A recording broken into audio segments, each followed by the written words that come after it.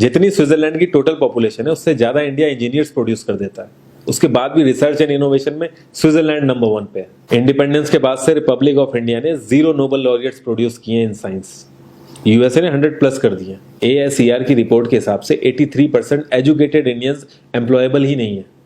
और ये जो सुंदर पिचाई, सत्या नदेला की हम बात करते हैं, इन्होंने भी आगे चल के अपनी एजुकेशन बाहर से ही करी है। और ये सारी चीजें जो मैं बोल रहा हूँ ना, इसका रूट कॉज फाइंड आउट करने के लिए हमें थोड़ा सा पीछे जाना पड़ेगा। जब ब्रिटिशर्स हम पे रूल कर रहे थे तो ईस्ट इंडिया कंपनी के सामने 2 मेजर चैलेंजेस थे।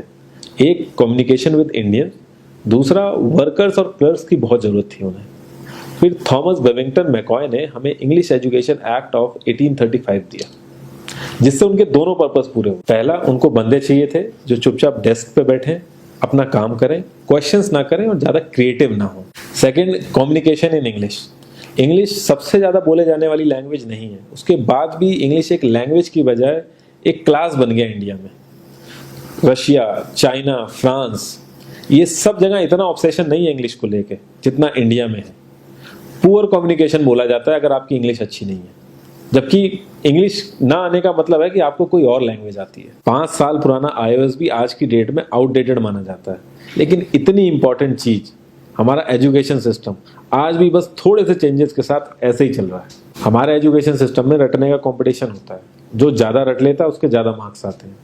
अब 95% जिसके संस्कृत में आए हैं वो भी संस्कृत नहीं बोल पा रहा है। और बेसिक हिस्ट्री होने की बजाय इतनी मोटी मोटी किताबें हैं हिस्ट्री की जिसका कोई मतलब नहीं है। अगर आज की डेट में आपको कुछ भी पता करना, आप गूगल से पता कर लोगे, उसके लिए आपको याद करने की जरूरत नहीं है इतना कुछ। और ये गवर्नमेंट स्कूल में हर क्लास में इंग्लिश का सब्जेक्ट है। 12-12 साल लगाने के बाद भी लोग इंग्लिश नहीं बोल पा रहे हैं। और बिना किसी बुक को पढ़े 5 साल का बच्चा सीख लेता है, क्योंकि उसको वैसा एनवायरमेंट मिल जाता है। A+B का whole square is equal to A² + B² + 2AB। इसका रियल लाइफ में क्या यूज है किसी को नहीं पता, न प्रिंसिपल, न टीचर, न बच्चे, बस पढ़ाई चले जा रहे हैं। हो सकता है इसका कुछ मतलब हो, लेकिन आप ट्राई करके देख लेना, किसी को नहीं पता। हाँ, 2AB की जगह अगर आपने 3AB बोल दिया तो 4 लोग हंसने वाले मिल जाएंगे आपके ऊपर। किंडरगार्टन में जो बच्चों को सिखाने के लिए टेक्निक यूज होती है वो लाख गुना अच्छी है कॉलेज की वो रटने वाली टेक्निक से। और जिन बच्चों के बहुत ज्यादा नंबर आते हैं ना, जो वो छुपा छुपा के एग्जाम में लिखते हैं, आप देखोगे जब वो रियल लाइफ में जाते हैं ना तो ज्यादातर क्रम्बल करते हैं वो। हर किसी को सेम सिलेबस और सेम चीज सिखाई जाती है बिना उसकी कैपेबिलिटी देखे। और क्रिएटिविटी का तो दूर दूर तक मतलब नहीं होता। अब एक लाइन से आप शेर, मछली, सांप, हाथी सबको लाइन से खड़ा कर दो और उनसे कहो पेड़ पे चढ़ो, उनको तो जिंदगी भर यही लगेगा ना कि वो तो किसी काबिल ही नहीं है। और द्रोणाचार्य ने भी पांडवों को उनकी स्किल सेट के हिसाब से उनको चीजें सिखाई, सबको एक ही चीज नहीं सिखा दी। और हमारे एजुकेशन सिस्टम में ज्यादा ऑप्शंस भी नहीं है। सबसे ऊपर साइंस, फिर कॉमर्स, और सबसे नीचे जाके कहीं नंबर आता है आर्ट्स का। आर्ट्स लेने वाले को तो लोग इतना हल्के में लेते हैं जैसे वो किसी काम का ही नहीं है। हर माँ बाप को तो इंजीनियर या डॉक्टर ही बनाना है। कॉलेज वाले अगर एक्स्ट्रा कोर्स रख भी देते हैं तो माँ बाप एंट्री नहीं कराएंगे, तो वो सारा पैसा बर्बाद होगा कॉलेज का। तो ऑप्शंस कहाँ से आएंगे? और बचपन से ही आपकी ट्रेनिंग स्टार्ट हो जाती है। माँ बाप, भाई बहन, रिलेटिव सब यही समझाते हैं अगर आपके मार्क्स नहीं आए और जॉब नहीं लगी तो आपकी जिंदगी बेकार। और लाइफ की क्रिएटिविटी को आप रखते हो साइड में, और ये अच्छे मार्क्स और अच्छी जॉब पाना आपका सपना बन जाता है। अब ये सपना पूरा हो जाता है तो बहुत बढ़िया है, दूसरे को जेलस फील कराओगे, नीचा फील कराओगे। और इस छोटी सी उम्र में अगर सपना टूट जाता है तो सेल्फ डाउट में आ जाओगे। इतना बाहर वाले आपको नीचा नहीं समझेंगे जितना आप खुद की नजरों में गिर जाओगे। आप किसी भी 4-5 सक्सेसफुल आदमियों के बारे में सोच के देखिए जिन्हें आप बहुत सक्सेसफुल मानते हो या जिनकी तरह लाइफ आप जीना चाहते हो। मैं ये कह सकता हूं कि वो इस एजुकेशन सिस्टम की वजह से तो सक्सेसफुल नहीं होंगे, चाहे वो जो भी हो। धीरू भाई अंबानी, विराट कोहली, आमिर खान, नरेंद्र मोदी, ये सब हमारे इस करंट एजुकेशन सिस्टम के ट्रैप में नहीं फंसे।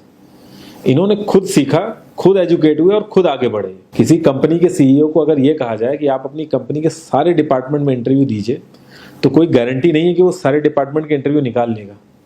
और ये भी हो सकता है कि वो आधे से ज्यादा डिपार्टमेंट के लिए क्वालिफाई ना करे एजुकेशन वाइज, लेकिन वो पूरी कंपनी चला सकता है। तो ये जो एक स्किल है, इसके बारे में बात क्यों नहीं होती? लोग अपनी 25% से ज्यादा जिंदगी इस करंट एजुकेशन सिस्टम में लगा देते हैं ताकि अपने से कम पढ़े लिखे आदमी की कंपनी में जाके उसके सपने पूरे कर सकें। इंडिया का जो करंट एजुकेशन सिस्टम है, अगर वो इतना ही अच्छा है तो जो भी सेलिब्रिटीज हैं, पॉलिटिशियंस हैं, वो अपने बच्चों को बाहर क्यों भेज रहे हैं पढ़ने के लिए? इनफैक्ट पॉलिटिशियंस के साथ तो ऐसा करना चाहिए, जिस एरिया से वो जीते हों उसी एरिया के गवर्नमेंट कॉलेज में उनके बच्चे को पढ़ना कंपलसरी हो जाए, तभी वहां के गवर्नमेंट कॉलेज सुधर सकते हैं। 368 प्यून की जॉब के लिए 1.5 लाख ग्रेजुएट और 24,968 पोस्ट ग्रेजुएट ने अप्लाई किया।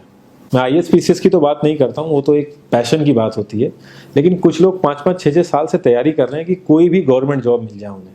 उनसे पूछोगे क्यों ऐसे इतने टाइम से लगे हुए हो, तो वो एक ही चीज़ बोलेंगे कि जॉब सिक्योर है।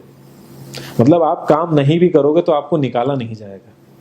ये सारी कामचोरी वाली बातें माइंड में इसीलिए आती हैं क्योंकि हमारा जो करंट एजुकेशन सिस्टम है वो इतना कॉन्फिडेंस ही नहीं देता है कि हम अपनी स्किल के दम पे कहीं जाके काम करें और हमें निकलने का डर ना हो। मैं आने वाले 10 साल की तो बात ही नहीं कर रहा हूँ, अगर मैं आने वाले 5 साल की भी बात करूँ तो टेक्नोलॉजीज में इतना ज़्यादा चेंजेस आ जाएगा कि जो आज हम पढ़ रहे हैं, जिस स्किल पे हम फोकस कर रहे हैं, पता नहीं वो रेलेवेंट भी होगी कि नहीं उस समय। Cloud computing, SEO, digital marketing, ये सब जॉब्स पहले एग्जिस्ट ही नहीं करती थी। हम लोगों को एजाइल होना पड़ेगा, नई नई चीज़ों को सीखने के लिए ओपन रहना पड़ेगा, क्रिएटिव माइंड लगाना पड़ेगा।